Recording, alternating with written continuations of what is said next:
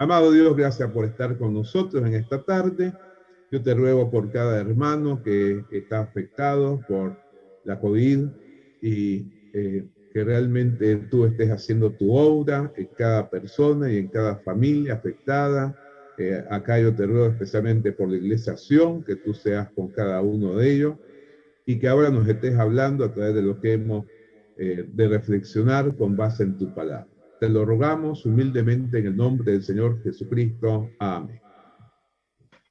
Muy bien, queridos hermanos, realmente, como decía César, es muy importante el hecho que tengamos una visión clara de la Trinidad y también de la espiritualidad. Y en este sentido, yo quise ponerle el título La doctrina cristiana, principal fundamento de la espiritualidad cristiana, y quisiera primero referirme a que es un fundamento que nos diferencia de otras religiones. Por un lado, de otras religiones monoteístas, como son el judaísmo y el islamismo. Ustedes saben que de creer en un solo Dios con los judíos y los musulmanes. Aún más de las religiones panteístas como el hinduismo o pseudofilosóficas como el budismo. Realmente una de las materias que yo enseñé en el seminario durante muchos años fue fenomenología de la religión, y ahí estuvimos analizando cómo hay una gran polémica acerca de si el budismo es una religión o una filosofía, así como de los movimientos eclécticos influidos tanto por estas religiones como el budismo, como el hinduismo, como son la nueva era y todas sus derivaciones, que han hecho tanto estrago a fines del siglo XX y comienzo del XXI. Y de las sectas pseudo-cristianas, que realmente son una trampa diabólica para hacerle creer a algunas personas que realmente están en el camino, cuando realmente ha habido tantas distorsiones de lo que enseña la palabra de Dios, de lo que muestra el Evangelio, que realmente por eso decimos son pseudo-cristianas. Pero al mismo tiempo, la doctrina trinitaria es fundamento que concede estabilidad a nuestra fe. Y justamente una de las cosas difíciles de este tiempo es la falta de estabilidad de las personas, las instituciones, no solamente políticas, sino también religiosas, sociales. Y ahora que estamos sufriendo la pandemia, algunos piensan que esto va a llevar a que se acreciente la inestabilidad dentro del mundo entero.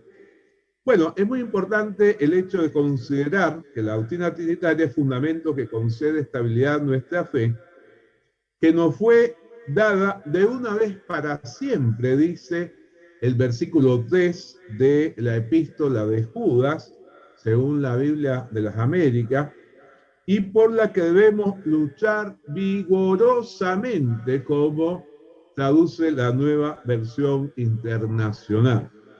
Esto para mí es fundamental. Tenemos una fe que ha sido dada una vez para siempre. No es como para estar cambiando todos los días, sino que tiene que haber cierta estabilidad. Y fe que nos libra de ser llevados de aquí para allá por todo viento de doctrina, como nos dice Efesios, el capítulo 4, el versículo 14, otra vez según la Biblia de las Américas. Y justamente a mí me ha gustado mucho profundizar en el mensaje tanto de Judas como de Efesios, dado que he enseñado exégesis sobre estas epístolas y también escritos sobre ellas. En el caso de Judas, escribí junto con Segunda Pedro para el comentario Mundo Hispano, publicado en 2012 por la editorial Mundo Hispano. Y en el caso de Efesios, fue mi primer libro publicado con la editorial Duncan, a los que hacía mención César hace rato, que yo titulé Una Iglesia Unida, el señorío de Cristo en la unidad de la Iglesia según Efesios.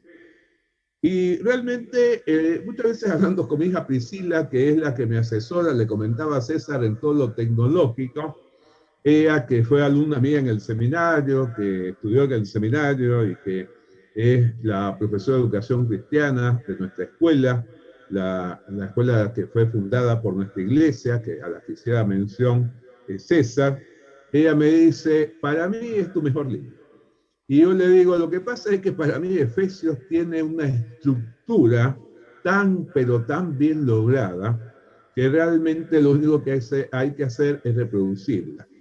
Y por eso creo que son dos ideas que debemos tomar muy en cuenta, porque muchas veces en las iglesias entran elementos externos a la fe, a la doctrina, a la sana doctrina, como dice la palabra de Dios, que hacen mella, que afectan negativamente nuestra visión de lo que debe ser la vida cristiana.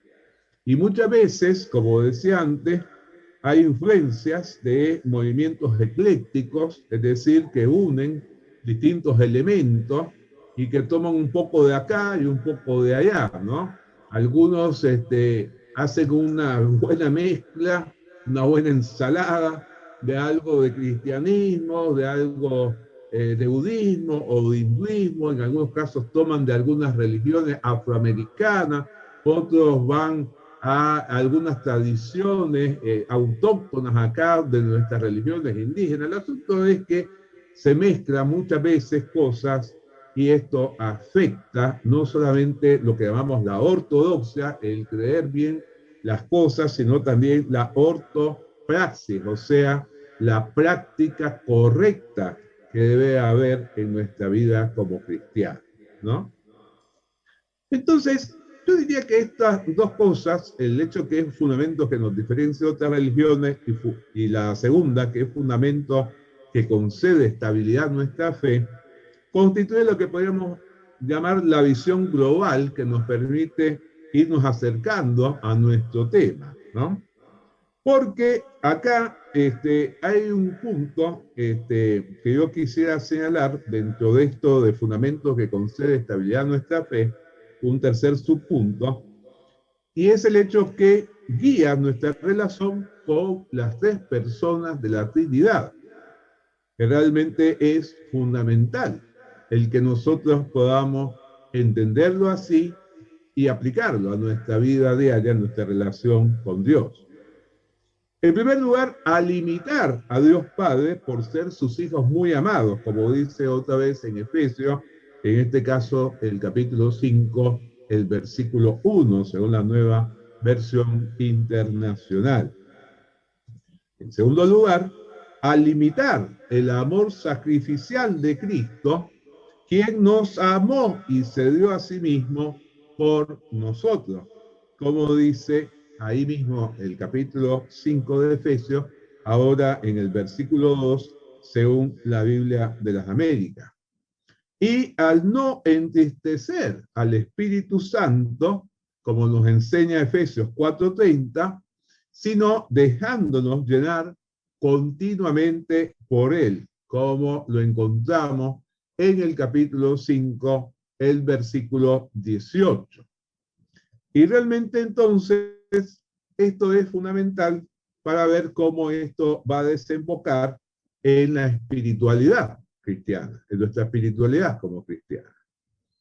Yo realmente mi primer acercamiento serio acerca del tema de la Trinidad lo tuve cuando cursé el doctorado en el seminario, como bien señalaba César, a comenzar esta reunión, que dado que cursé un curso en uno de los seminarios, era sobre la doctrina trinitaria, justamente. Y realmente quedé muy impactado de ver todo lo que se había escrito sobre la Trinidad. Y para mí, desde entonces, es algo que frecuentemente trato de señalar como fundamento, como dije antes, de nuestra fe. Tal es así que fue una satisfacción el referirme al tema de la Trinidad como parte del libro que escribí, El Dios que adoramos, que forma parte de la colección Proforme, publicada por el Seminario Internacional Teológico Bautista, en el cual dediqué 4 capítulos a hablar de Dios el Padre, 4 capítulos para referirme a Dios el Hijo, y finalmente 4 capítulos más para hablar de Dios el Espíritu Santo. Y hace algunos años atrás tuve una oportunidad fallida de publicar algo sobre la Trinidad en un proyecto que la organización que lo había solicitado llamaba Escrito Teológico en 500 palabras, una cosa muy reducida.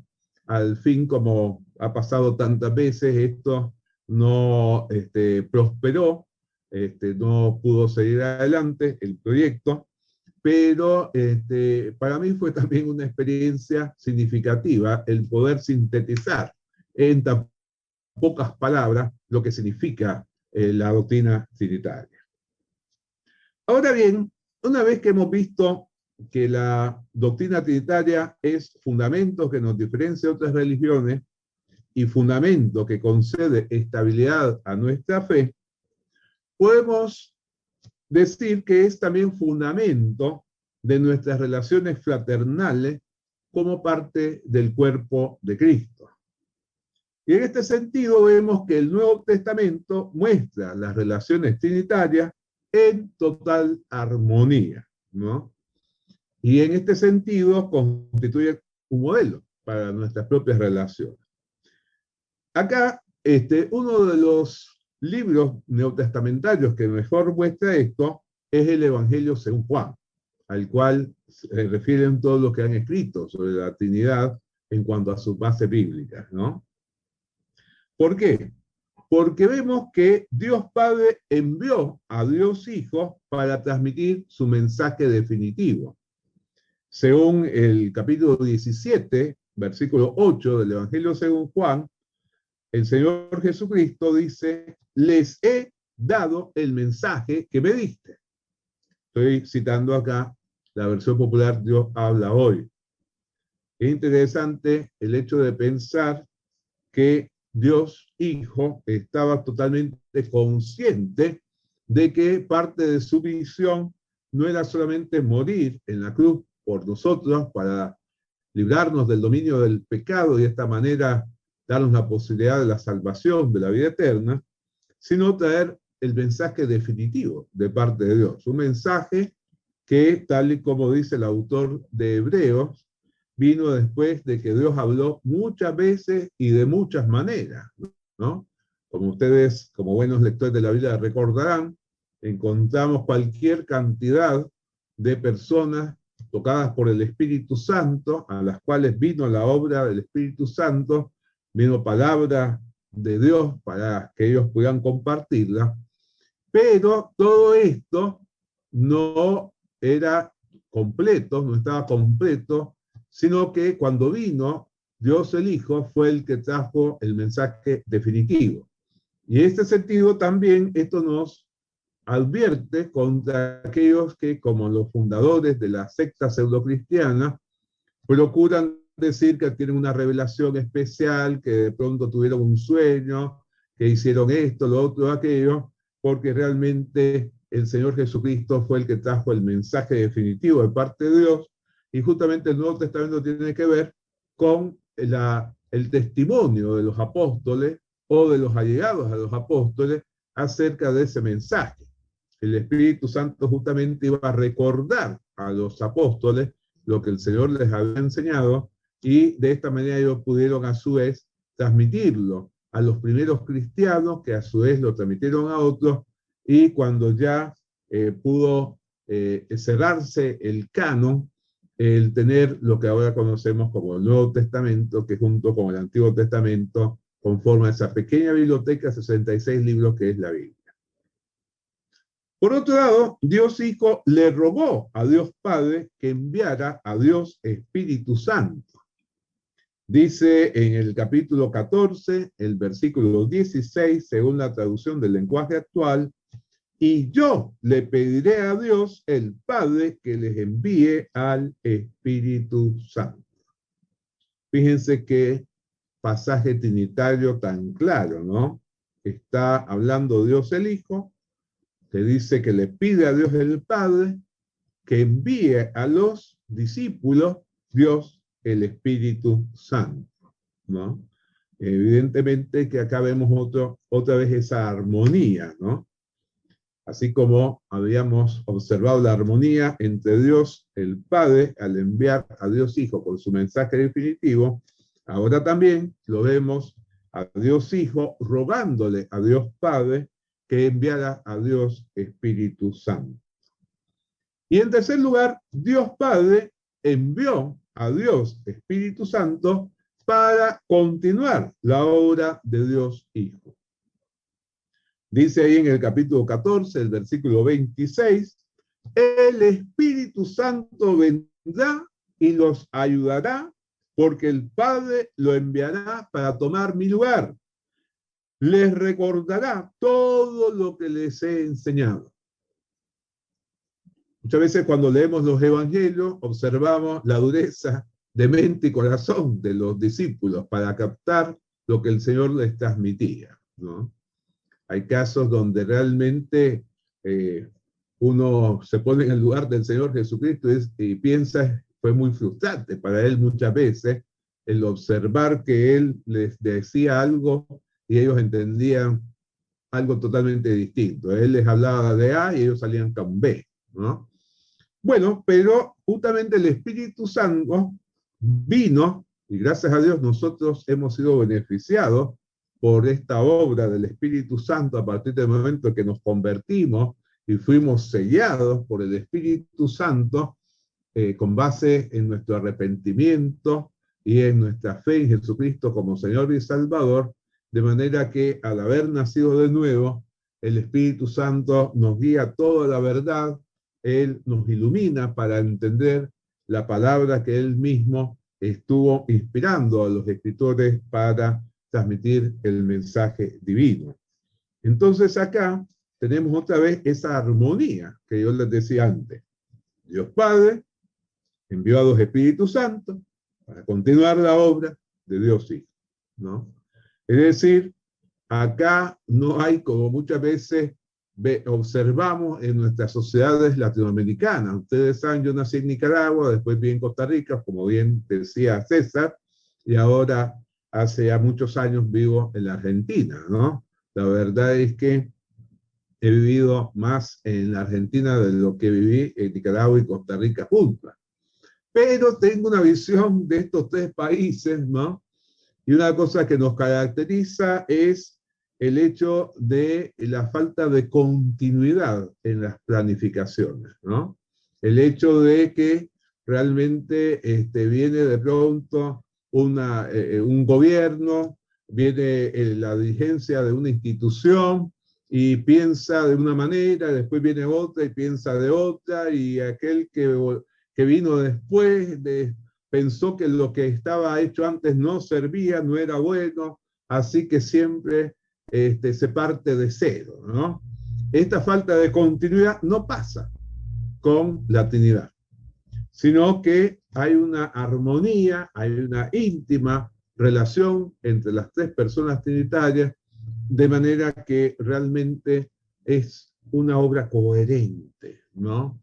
De modo que Padre, Hijo y Espíritu Santo actúan como si estuvieran en una gran sinfonía. Ahora bien, esa armonía intratrinitaria debe ser el modelo para las relaciones entre nosotros los cristianos, ¿no? Así lo vemos en la oración sacerdotal de Jesús. Según Juan 17:21, cito acá, Dios habla hoy, te pido que todos ellos estén unidos, que como tú, Padre, estás en mí y yo en ti. Ah, ¿qué les parece, hermano? Qué lejos estamos, ¿no? De vivir así.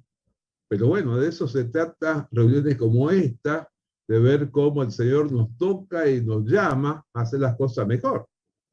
Porque yo, sin conocer a fondo la vida de todos ustedes y el desarrollo de la iglesia en estos momentos, les puedo decir, a ustedes les pasa como a mí, como tantos otros cristianos, que estamos realmente en una lucha por dominar el pecado en nuestra vida, que a veces es de hecho y a veces de omisión, ¿no? Muchas veces aquellos que tenemos ya muchos años de cristianos, más de omisión que de hecho, pues el Señor ha ido purificando nuestra vida, pero muchas veces parte de esos pecados se unen y tu pecado y el mío hacen que nos distanciemos, nos peleemos, discutamos, veamos las cosas de tal manera que a lo mejor llega el momento en que ya no podemos entendernos, ¿no? He pasado a leer un artículo muy interesante en el que hablaba de todas las parejas de muchos años de casado que se están separando ahora en la pandemia. Y decían que el problema es que el aislamiento social, el hecho de estar en nuestros hogares más tiempo juntos, hace que muchas veces terminemos de conocernos. Ya después de muchos años vemos cosas que no veíamos o hay problemas en las relaciones que se manejaban mejor cuando cada uno iba a su ámbito de acción, cuando cada uno iba a su trabajo, fuera del hogar y durante muchas horas no estaba en contacto con el cónyuge. Bueno, realmente a veces entre más unidos estamos en las relaciones, los cristianos más vemos los defectos unos de los otros y más estamos en condición de enojarnos por aquello que no nos gusta del otro y el otro se enoja por lo nuestro. Bueno, acá el desafío que nos hace la palabra de Dios es que podamos estar unidos y nada menos con base en la relación entre padre e hijo. Como tú, Padre, estás en mí y yo en ti. Hace poco, cuando yo estaba, la semana pasada, terminamos una serie de estudios basados en el Evangelio según Juan, que nos llevaron muchos meses en la clase de adultos mayores de la iglesia de la cual soy pastor. Y a Juan 17 le dedicamos nada menos que 5 clases, porque tiene tanta riqueza. Y yo le decía a los hermanos, entre otras cosas, este versículo, cómo nos desafía, cómo nos pone la vara muy en alto, ¿no? Muy alta de lo que debemos lograr. Como también en que la unidad que debemos esforzarnos por preservar, según dice Efesios 4:3, según la Biblia de las Américas, dependa de que reconozcamos que hay un solo Espíritu, un solo Señor y un solo Dios y Padre, según Efesios 4:4-6. Realmente en mi libro que yo citaba antes, Una Iglesia Unida, yo hago ver cómo la unidad fraternal se basa en gran parte en la unidad de concepto acerca de quién es Dios, esta visión de que Dios es uno y tres al mismo tiempo, que es lo que llamamos la Trinidad, que nos hace ver que hay un solo Dios y Padre, un solo Señor y un solo Espíritu, ¿no? Lo cual nos lleva a una fe y una esperanza que compartimos como parte de un solo cuerpo al cual llegamos a participar por un solo bautismo, ¿no? Realmente Efesios 4 es una maravilla, ¿no? Como yo les decía antes, es una obra tan profunda, pero tan profunda que deberíamos leer con mucha frecuencia. Por eso ustedes verán, yo cito muchos versículos de Efesios porque creo que nos dan mucha luz acerca de esto. Pero queridos hermanos, la doctrina trinitaria también es fundamento de la vida cristiana de todos los días, ¿no? Es decir, de lo que hacemos hoy, mañana, pasado, ¿no? Hasta que el Señor nos llame ante su presencia o hasta que Cristo vuelva. Y acá yo quisiera ver esto en 3 grandes ítems. Primero, en la vida de oración. Qué importante que es la oración en la vida cristiana, ¿no es cierto? Bueno, ¿Cómo debe ser la vida de oración a la luz de la doctrina trinitaria? Debe ser dirigida a Dios Padre. Fíjense que la oración modelo, enseñada por el Señor Jesucristo, comienza diciendo Padre nuestro, ahí en Mateo 6:9. En segundo lugar, que debe realizarse en el nombre de Dios Hijo.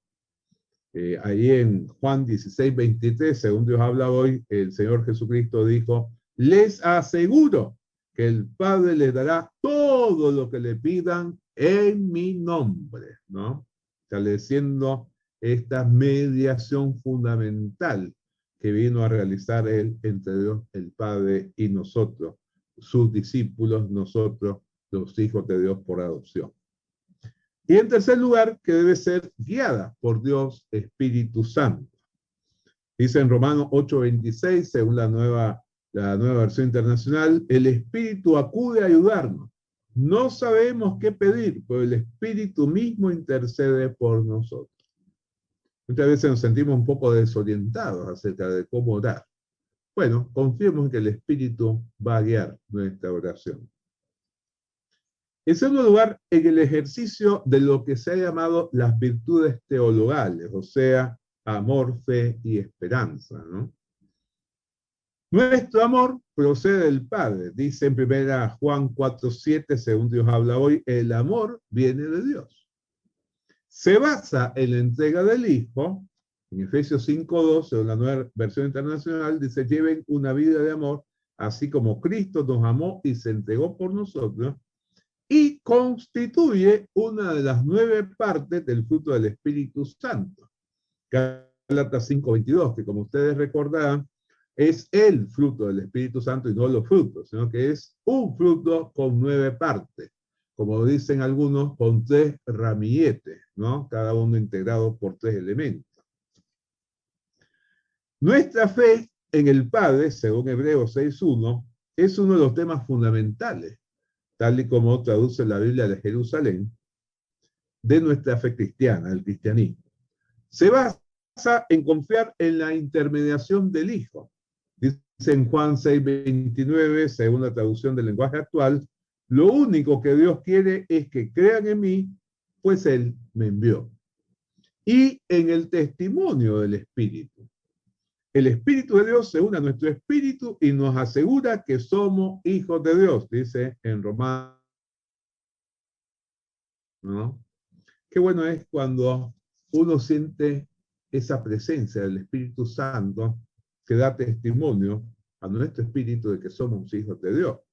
A veces la gente que no es cristiana nos desafía y dice, ¿cómo puede estar seguro? ¿No? Pero todos los que hemos tenido un verdadero encuentro con Jesucristo, todos los que hemos tenido un nuevo nacimiento, todos los que nos arrepentimos verdaderamente de nuestros pecados, estamos seguros. No como un acto de soberbia, porque no depende de nosotros sino de Dios, por el testimonio del Espíritu Santo. Y finalmente, queridos hermanos, en cuanto a este punto, nuestra esperanza se centra en el Padre. Dice ahí en Tito 1:2, nuestra esperanza es la vida eterna, la cual Dios, que no miente, ya había prometido antes de la creación. Se basa en la resurrección del Hijo, dice en 1 Pedro 1:3, según Dios habla hoy, Dios nos ha hecho nacer de nuevo por la resurrección de Jesucristo. Esto nos da una esperanza viva. Qué bueno que es esto, hermano. ¿Cuántas veces nos quedamos sin esperanza cuando ha habido tantos problemas como ahora con la pandemia, cuando hay graves crisis económicas, sociales y políticas, cuando a veces en las mismas iglesias entran en crisis? Qué bueno es mantener nuestra esperanza, porque tenemos una esperanza viva basada en la obra del Señor Jesucristo. Y se mantiene gracias al poder del Espíritu Santo. Según Romanos 15:13, Dios les dé abundante esperanza por el poder del Espíritu Santo. Y para ir terminando, fundamento de la vida cristiana, todos los días deseamos primero la vida de oración, segundo, en el ejercicio de las virtudes teologales, y ahora podemos decir en el servicio, mediante nuestras buenas obras, ¿no? En primer lugar, para dar gloria al Padre, que en todo Dios sea glorificado, dice 1 Pedro 4:11, según la Biblia de las Américas. Algo que debemos recordar todos los que servimos a Dios en el liderazgo, como pastores, como diáconos, como maestros, como líderes de la iglesia en distintos departamentos, líderes de asociaciones y demás, ¿no? Porque constantemente el diablo trata de que nosotros busquemos nuestra propia gloria, ¿no? Y lamentablemente algunos caen en la trampa y se creen tan importantes que realmente el diablo los revuelca y los hace enemigos de la fe, ¿no? Que realmente la fe verdadera está trazada por la humildad. Cada uno de los cristianos debemos decir: todo lo que soy y tengo, lo tengo por la gracia de Dios. Yo me acuerdo en una oportunidad, me estaba felicitando una colega en la Escuela Cristiana Evangélica Argentina, donde fui docente también durante muchos años, ¿no? Con mi esposa realmente hemos tenido alumnos a diestra y siniestra, porque en ESEA y en el seminario tantas personas que tuvimos como alumnas. Y una colega entró y me felicitó porque yo acababa de obtener el título de maestría en ciencias sociales, luego obtendría el doctorado. La maestría en ciencias sociales lo obtuve en la Universidad Nacional de La Matanza, después el doctorado en ciencias sociales en la UBA. Y intervino otra colega y le dijo, no, pero para él es como dijo el apóstol Pablo, lo tiene por basura. Y yo le dije, bueno, eso es lo que intento, por lo menos, ¿no? Que realmente no me maree todos los títulos que he obtenido, todas las experiencias que he vivido, todo lo que soy tengo es por la gracia de Dios y para servirle cada vez mejor. Por eso es muy importante que en el servicio recordemos una y otra vez que el servicio es para dar gloria al Padre. En segundo lugar, siguiendo el modelo del Hijo. Dice ahí en Marcos 10, 44 y 45, según la Nueva Versión Internacional, que el Señor Jesucristo le dijo a los discípulos: el que quiera ser el primero deberá ser esclavo de todo, porque ni aún el Hijo del Hombre vino para que le sirvan, sino para servir. Qué tremendo, ¿no? Esto que el Señor ejemplificó cuando lavó los pies de los discípulos es algo que debemos recordar siempre en el servicio, ¿no? El Señor Jesucristo es el que establece el modelo. Y finalmente, queridos hermanos, con la capacitación provista por el Espíritu Santo. Dice ahí en 1 Corintios 12, versículos 4 y 7, según Dios habla hoy, hay en la iglesia diferentes dones, pero el que los concede su mismo Espíritu para provecho de todos. Y acá otra cosa importante es que a veces podemos caer en la tentación de pensar: el don es para mí, es para que yo infle mi ego, para que todos digan, pero qué barbaridad, esto es lo más grande que hay. Como decían de Simón el mago, según Hechos 8, que decían, este es el gran poder de Dios. Hasta que llegó Felipe y mostró lo errado que estaba realmente los que creían así.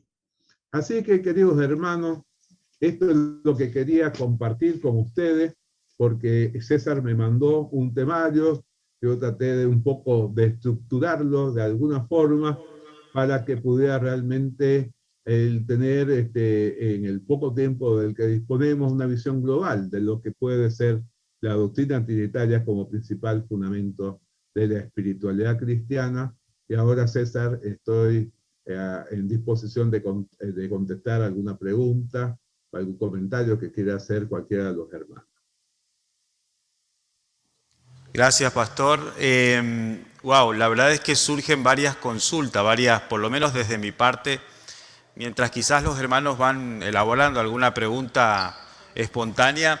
Yo estaba pensando, pastor, ¿de qué manera podría la doctrina de la Trinidad ayudarnos en la comunión con hermanos y hermanas de otras confesiones, ¿no? Dentro de la ortodoxia? Estoy pensando nuestra relación con la comunidad pentecostal, la relación con la comunidad católica. ¿Es válido apelar a la Trinidad en busca y en aras de, bueno, de esa unidad que aparentemente somos bastante deficitarios, ¿no? A la luz de Juan 17. ¿Cómo ves vos esta cuestión? Bueno, realmente yo tengo la experiencia de haber tenido muy buena relación con hermanos de otras denominaciones sobre la base del respeto mutuo de aquellos que nos diferenciaban, ¿no? Realmente hay cosas en las cuales difícilmente nos vamos a poder poner de acuerdo, ¿no? Les pongo un ejemplo muy sencillito. Como les decía, durante 17 años trabajé en la Escuela Cristiana Evangélica Argentina, no solamente como docente, sino como uno de los miembros del equipo del que se llamaba el Departamento Espiritual inicialmente y después se llamó Departamento de Orientación Integral. Yo daba devocionales a los alumnos, a los docentes, a los administrativos. Realmente hubo un tiempo en que yo daba clases por la mañana, por la tarde me pasaba dando devocionales a distintos grupos.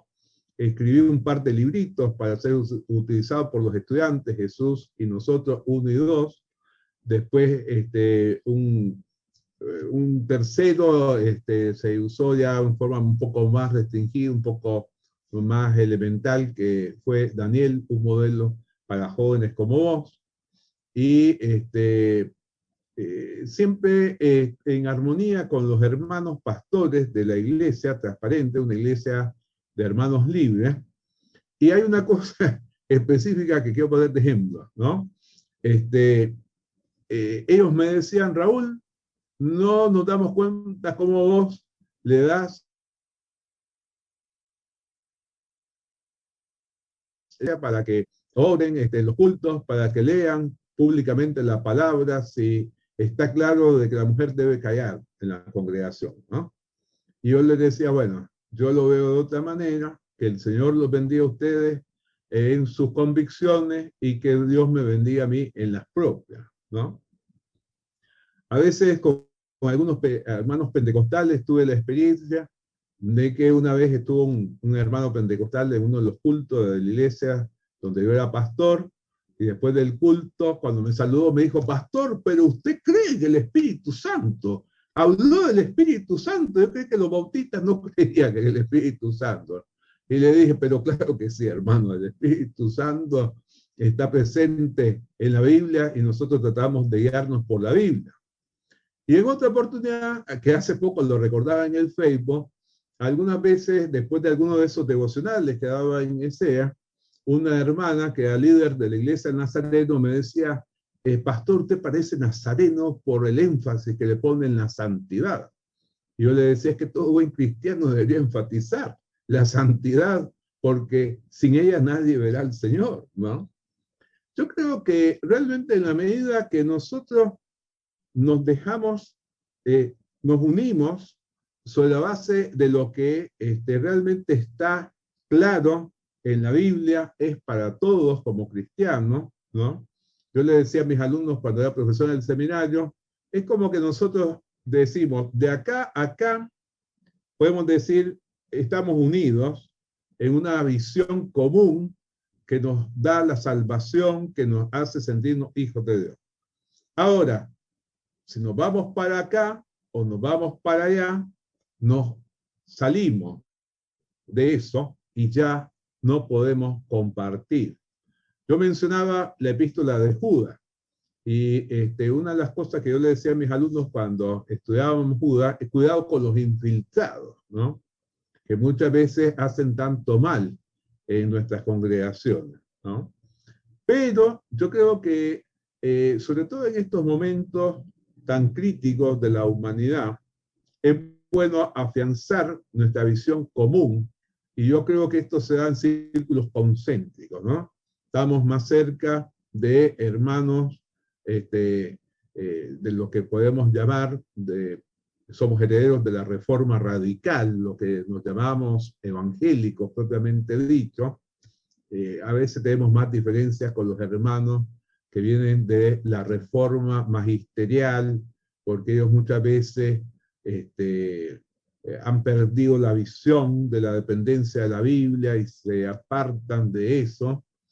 Luego tenemos un poco más de diferencia con hermanos de distintas denominaciones, protestantes o evangélicas, pero seguimos manteniendo un punto en común. Tenemos muchas coincidencias con carismáticos católicos, y yo creo que muchos de ellos tienen una fe salvadora como nosotros, porque realmente ellos han leído la Biblia, han buscado al Señor, pero bueno, hay algunas cosas que todavía no nos podemos poner de acuerdo. Y evidentemente tenemos algo que compartir con las otras dos grandes religiones monoteístas, que han sido llamadas justamente abrámicas, porque tenemos las tres nuestro origen en la fe de Abraham. Compartimos con los judíos y con los musulmanes una visión de que hay un solo Dios, y esto nos ayuda a enfrentar muchos de los problemas que enfrentamos en el mundo contemporáneo. Pastor, yo no sé si alguno de los que están acá presentes tiene preguntas para el pastor, Betty o Ari, si están disponibles, y si no vamos haciendo un cierre. Estaba pensando, profesor, quizás... Sí, perdón. Bien, viene aquí el pastor Fernando Sosa. Profesor, a ver, creo que podemos salir por acá, Fernando. Dame un momento. Ahí está. Dios le bendiga, pastor. Fernando Sosa es mi nombre. Yo era pastor en Boulogne cuando estaba usted en Ballester, en Buenas Nuevas. Dios le bendiga mucho. Pensaba recién en su frase, usted mencionaba que los infiltrados que menciona Judas, y habló como que están en el presente. Y es muy interesante, porque muchas veces en nuestra interpretación o en la interpretación que se hace, hablamos como que fuera cosa del pasado, del primer siglo y que allá quedó. Sin embargo, es algo real, actual, que sigue estando presente. Tema doctrinario como es el tema de la Trinidad. Yo pensaba en el punto que usted mencionó, que es un excelente ejemplo para la unidad entre los creyentes. Y la oración del Señor Jesucristo allí en Juan 17, es Juan 17. ¿Por qué piensa usted que por ahí no se da, o por lo menos yo no escucho mucho, que en los púlpitos se hable de doctrinas que son realmente columna vertebral de nuestra fe, que uno debe bajar línea para decir cómo las aplicamos hoy, cómo se vive estas realidades hoy, que usted lo hizo con tanta simpleza y tan práctico realmente? Bueno, realmente yo siempre procuro profundizar en los temas a tal punto de mostrarlos con cierta sencillez a los hermanos a los cuales predico y enseño, ¿no? Y en esto soy deudor de algunos grandes siervos de Dios que pudieron marcarme ese rumbo, ya sea como pastores o ya sea como profesores o escritores, ¿no? Algunos que por ahí no tuve el gusto de tratar personalmente, pero que es como que hubieran estado cerca mío por haber leído muchas de sus obras. Por ejemplo, John Stott, ¿no?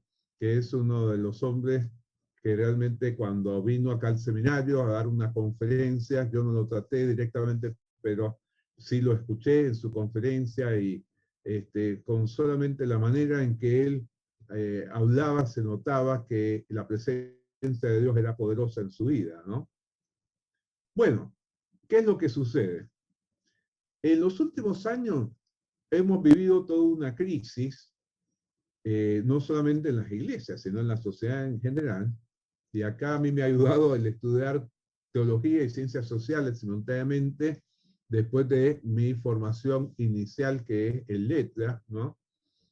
Para entender que ha habido ciertas modificaciones en la manera de encarar cómo se fundamentan las cosas, ¿no? Estamos todavía viviendo lo que algunos llaman posmodernidad o hipermodernidad o modernidad líquida, donde realmente parecería que es más importante lo que se siente que lo que se piensa, ¿no?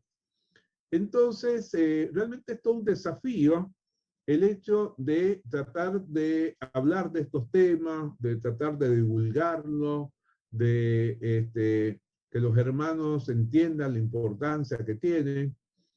Yo tenía un profesor en el seminario que siempre recuerdo que nos decía, miren muchachos, yo les voy a decir las cosas como son.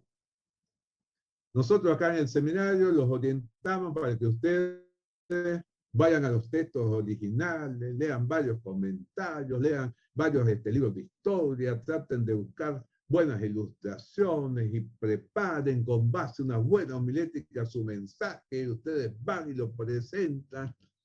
Y por ahí no logran el impacto de alguien que llega, pega 4 gritos, da 4 saltos y toda la gente dice, pero qué bien, gloria a Dios, aleluya, ¿no? Realmente es difícil el poder lograr lo que yo digo, el equilibrio, ¿no? Que realmente una de las cosas que yo siempre trato de tomar en cuenta es lo que descubrí cuando profundicé en mi análisis de Filipenses, capítulo 2, del 5 al 11, que realmente es el texto de mi tesis doctoral, ¿no? En el cual arranca diciendo, haya pues en vosotros esta actitud o esta manera de pensar y sentir que hubo en Cristo Jesús. Ahí el verbo que se utiliza en griego, phroneo, puede ser tanto pensar como sentir. Y entonces yo pensé, bueno, la actitud cristiana es un equilibrio entre las dos cosas. De manera que no nos convirtamos en cerebrales sin emociones, pero tampoco personas muy emotivas sin que estemos reflexionando y pensando. Y justamente los infiltrados hacen estragos en nuestras iglesias todavía hoy por la falta de preparación doctrinal, por el hecho de que algunos no quieren pagar el costo de forzarse a pensar. Miren, cuando yo fui profesor en la secundaria, tuve la experiencia de algunos alumnos que me decían, pero otra vez usted con esas preguntas para pensar. Y yo les decía, para eso estamos acá, para que piensen. Pero la verdad de las cosas, una vez en el seminario también, una colega me dijo, dice, es llamativo porque muchos alumnos te tienen mucho aprecio a pesar de que sos tan exigente. Y algunos realmente se ponían nerviosos cuando yo estaba tratando de hacerles ver. Yo les decía cuando comenzábamos algunas de las materias de Biblia, ¿no? Miren, si ustedes después de toda de la materia saben tanto como antes, perdimos el tiempo. Si ustedes van a tener una opinión nada más como la que habían tenido con solo leer la Biblia en su casa, acá no hicimos nada. Acá hay que profundizar. Y a algunos no les gustaba. Y yo decía, bueno, ¿qué hago? ¿Trato de ser simpático y trato de aflojar el nivel? ¿O digo, hermanos, esto yo lo hago por su propio bien y por el bien de la obra, que ustedes estén bien preparados, sólidamente preparados? Y bueno, yo traté de mantener esa línea, ¿no? Y como pastor muchas veces en la iglesia, a veces ha habido hermanos que me dicen, uy, pero usted no es como esos pastores que nos hablan de todo lo que Dios hace en nosotros, de las maravillas de esto, lo otro, de aquello. Y yo creo en los milagros, hermanos, porque yo he experimentado milagros en mi vida. Sufrí 2 accidentes automovilísticos en los cuales cualquiera hubiera podido perder la vida, ¿no? Y sin embargo, yo digo siempre, equilibremos. Veamos en Dios lo que Él hace en nosotros, pero también lo que demanda de nosotros. Y esto es lo que realmente nos previene de caer víctimas de los grupos que realmente se infiltran en la iglesia, sectas pseudocristianas. Creo que nos espera la eternidad tratando de entender al Dios Trino, ¿no? ¿Qué le parece? ¿No? Pero ha sido para nosotros una bendición poder tener la participación de una autoridad académica y pastoral de probablemente una de las instituciones más prestigiosas de América Latina, que tiene que ver con el Seminario Internacional Teológico Bautista. Es una bendición. Gracias por la disponibilidad, por el tiempo que ha compartido con nosotros. Mandamos saludo a Dorín Barrón, su esposa. Ambos, cualquiera que haya visitado los pasillos del Seminario Internacional sabe que Raúl y Dorín son prácticamente instituciones caminando ahí dentro, ¿no? Son muy, muy conocidos, famosos ahí adentro, ¿no? Pastor, gracias por su tiempo. A mí me gustaría que usted tenga a bien dejarnos que oremos por usted. Yo le voy a pedir a nuestra hermana Sandra Milzuk, maestra bíblica y esposa del pastor, que nos pueda guiar.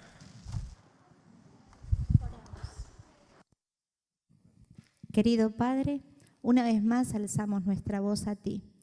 Qué bueno, Señor, es poder recibir el desafío como quedó escrito en Judas, acerca de que hemos recibido de una vez y para siempre palabras de buenas nuevas, basadas en estas verdades que son eternas, y somos desafiados a defenderlas en forma ardiente, con vigorosidad.